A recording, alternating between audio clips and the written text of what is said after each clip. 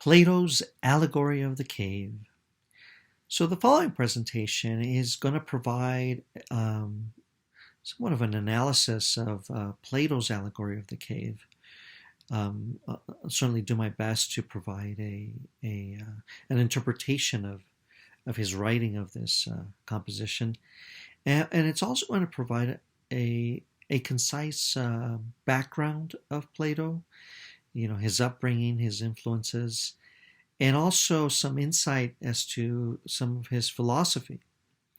So Plato, of course, is he's an iconic philosopher, an iconic writer, and he's also, he's known as one of the more influential philosophers alongside his mentor and teacher Socrates, and also his student Aristotle. So that trilogy of Socrates, Plato, and Aristotle seemed to be the basis for forthcoming Western philosophy. He grew up, born into an aristocratic family, so he was very comfortable in that sense. Also growing up in what at the time was noted as the epicenter of the world, the mighty Greek Empire. And maybe of difficulty was that he was also born during the Peloponnesian War, a war that was amongst the most violent and difficult for the Athenians, the Greeks. That said, Plato himself, even though he did not participate in the Peloponnesian War, was noted to be promote physical activity, and himself was a wrestler. Now, he wasn't just a participating wrestler. He was also, he was a successful wrestler, participating in games that can be compared to today's Olympics. His teacher and mentor, of course, was Socrates, another iconic figure. Now, interestingly, we don't really know of any writings of Socrates. It's been noted that there are no writings of Socrates, and everything we know about him is through the writings of Plato. So Plato's almost like his biographer, and in the telling of Plato's philosophical insight, we also come to understand the standings of Socrates' positions, right? His engagement in Socratic dialogue, and of course his defense and issues of ethics and justice. Now, one of the things that impacted Plato the most was the execution of his teacher. And despite his best defense, Socrates was given the demand to drink hemlock. Now, he could have, word has it that he could have left his cell. I mean, there wasn't much. I think Socrates was in his late 70s or early 80s at the time. But he could have still left his cell and moved on, alienated himself to another neighboring city. But being a noble man, or being a man of justice, Socrates decided to. He says, if this is what the state says, then I'm gonna be a man of my word. And he drank the hemlock, took his life, and it impacted Plato severely. He deemed it unjust, and he was very disappointed with the actions of a state that was considered to be one of the most liberally open at the time. So he leaves Athens, and for many years, and then he winds up returning. And when he returns, he opens up his own school known as the Academy. And it is here where he writes a book, today known as a book by the name of the Republic. He also wrote many other writings, but what we'll look at today is a section of the Republic, a section known as none other than the Allegory of the Cave. Now, in order to understand Plato's Allegory of the Cave, I would say that we do have to understand a little bit of his philosophy known as the forms. Now, the forms for Plato are as follows. So an understanding of how to acquire the truth of the world is kind of branched off into two forms of thought. One is by means of the senses.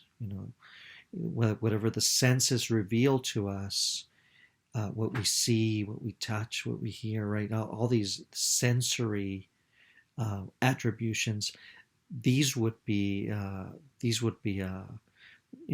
great deal of science today is acquired through sensory descriptors, right? So it's these senses that give us the truth. This is known as empiricism. For Plato, however, he felt that the senses were flawed. Not only that they were flawed, but that they were also almost non-existent. They were like illusions. And for Plato, the utmost truth gave by means of these forms, these mental forms.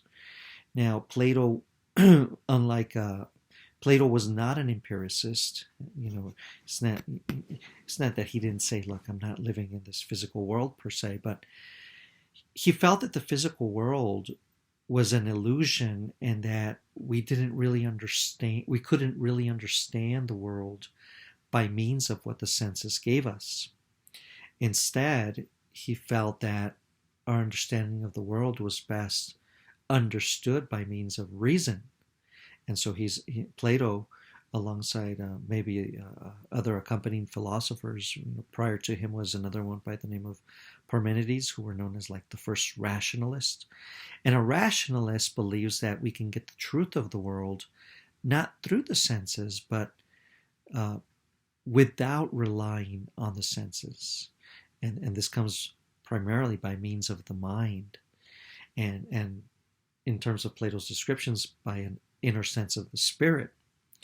So,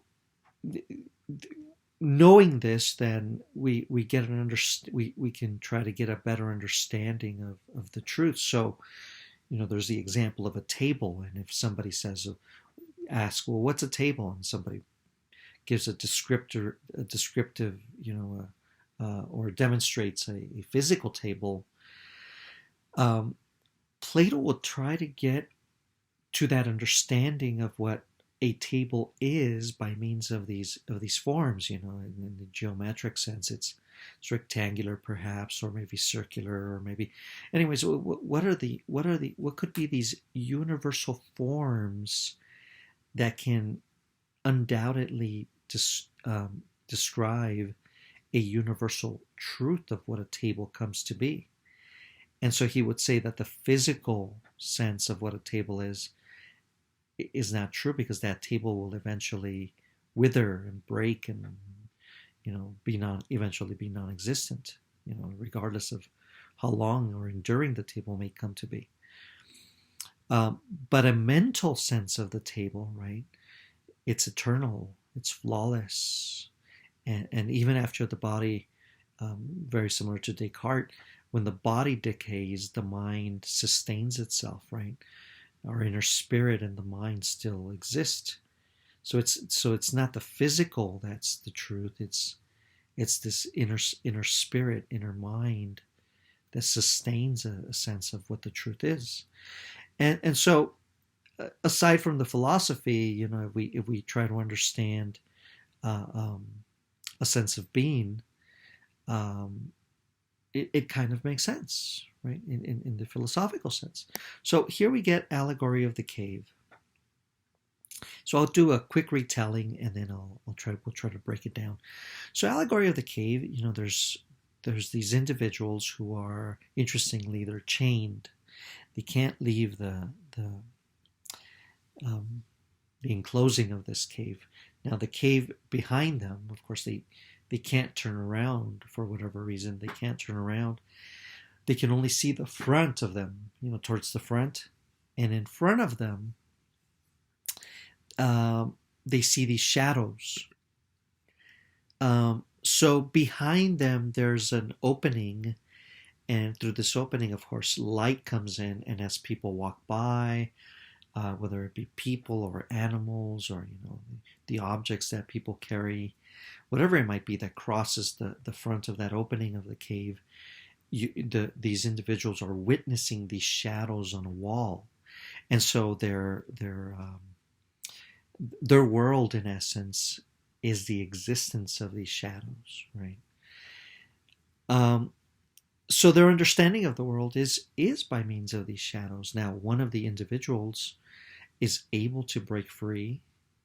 He separates himself on the chains unshackle, and he's initially confused, but he finds his way to the exit of the cave and has a bit of pain in his eyes, from the he's never been exposed to the light before. You see a little bit of symbolism coming out here.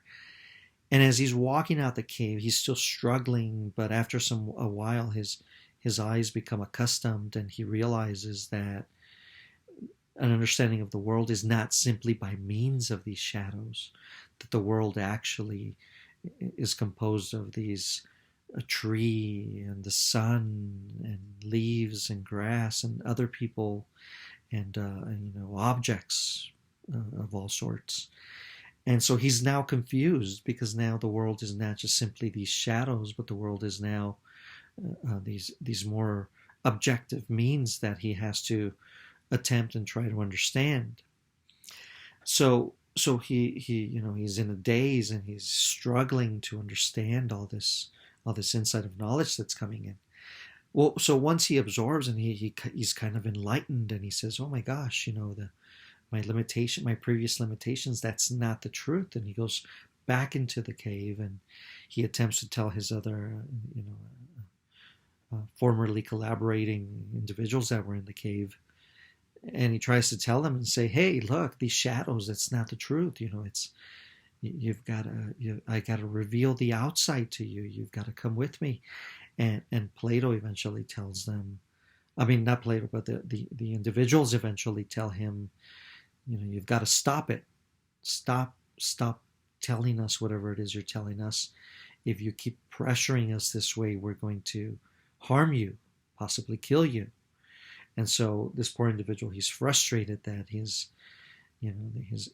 other individuals are not willing to see the truth, or what's noted as what he's seen as another reality, or the reality, right? And so in essence, that's the gist of Allegory of the Cave.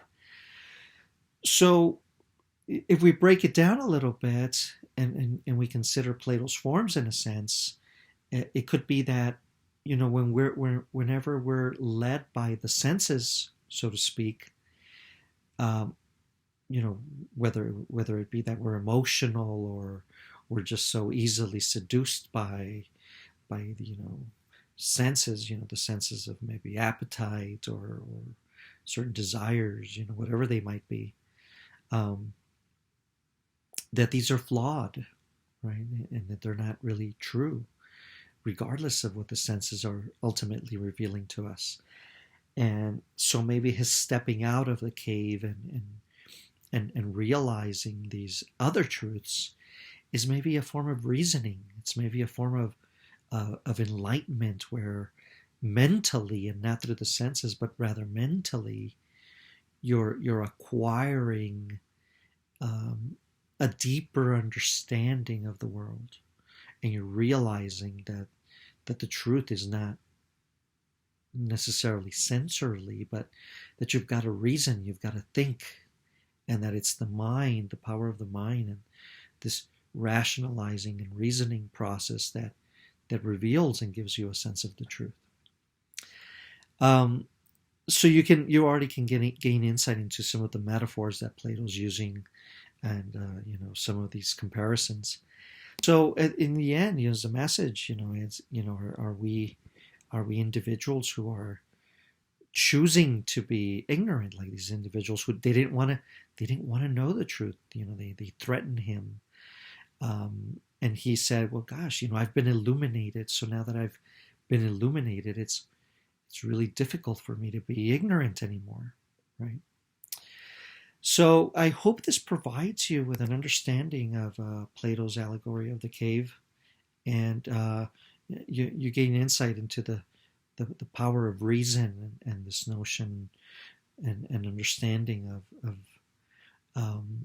a comparison between maybe appearances versus reality, or the reason versus the senses. I hope this helps you, and thank you.